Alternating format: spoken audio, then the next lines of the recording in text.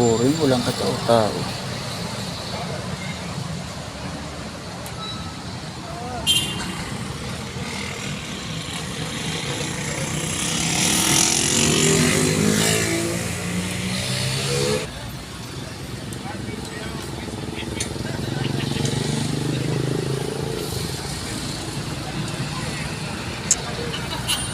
Dutay pasahero, mga guys.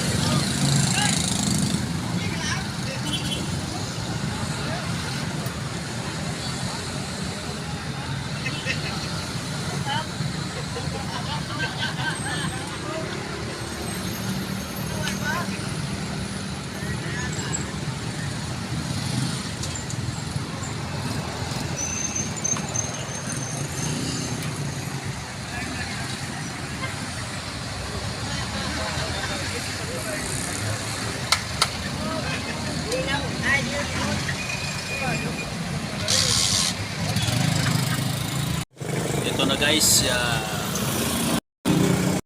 dito tayo sa parada na magsaysay. Bibiyahan tayo guys.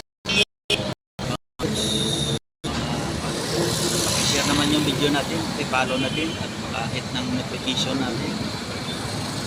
Thank you sa manonood at God bless sa inyo.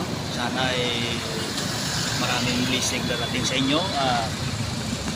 Pagpalain kayo ng mahal na Diyos. Ako ay dito sa paradahan na tricycle na umasada kasi ako dito.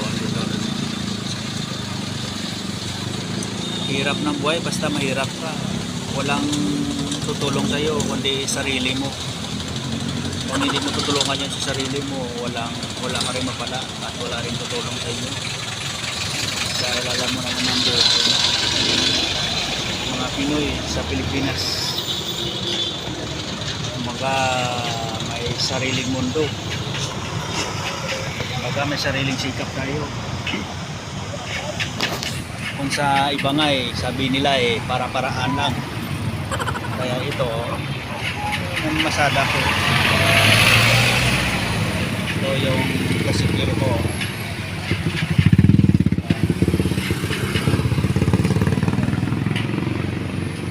Kaya stay put na kayo dyan mga guys.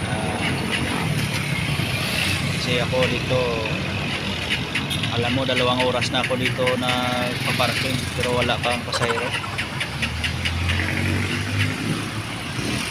Hirap talaga, basta Sunday walang puwang pasahero.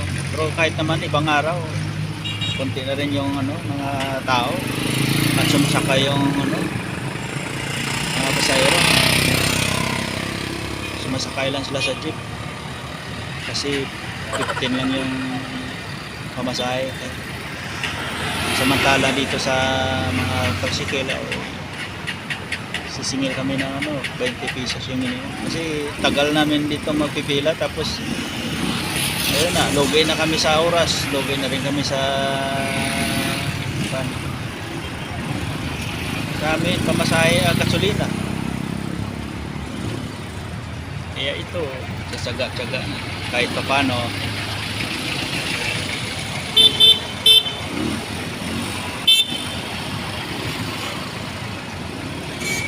Kaya sa mga nagbibiyahe dyan, pahinay-hinay lang tayo mga kapar, kasi para iwas tayo sa mga minsan masagip tayo.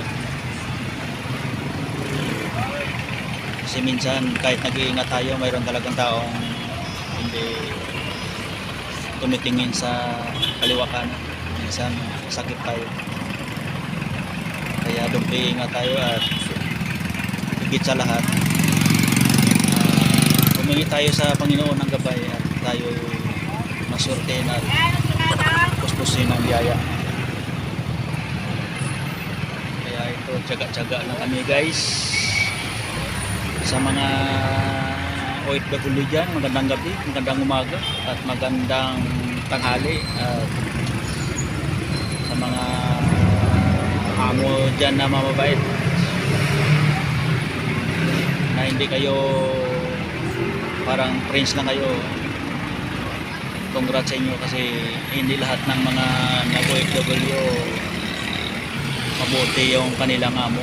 Kaya mayroon din minsan hindi mo maiwasan na may tao talagang ganyan. Kaya ingat lang tayo at matatag lang tayo sa ating sarili at huwag nating hayaang sumbong agad tayo sa mga friends natin o kailangan para iwas tayo sa, alam mo naman yung mga ibang banyaga na sa ibang bansa. Kumbaga kung sa mga nasa teritoryo tayo o teritoryo natin sila, kaya huwag tayong magawa. Pero huwag natin ipadala sa kalaban tayo kung anong tama.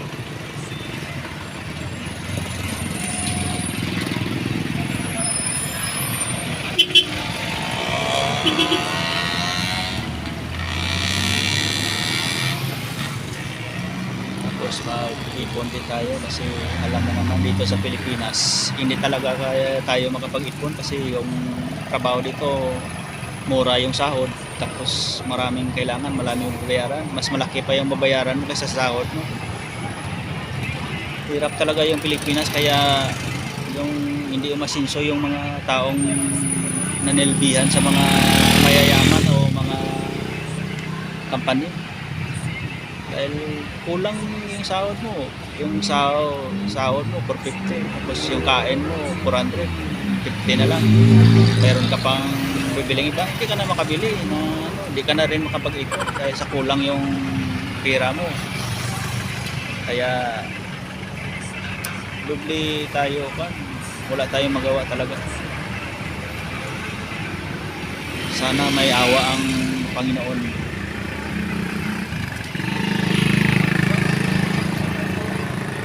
Guys, paki-share na lang itong video at dito lang muna tayo. Kaya ingat kayo dyan. Salamat sa panonood at sana mayroon kayong nakuha na tutulungan lang tayo guys. God bless. Thank you.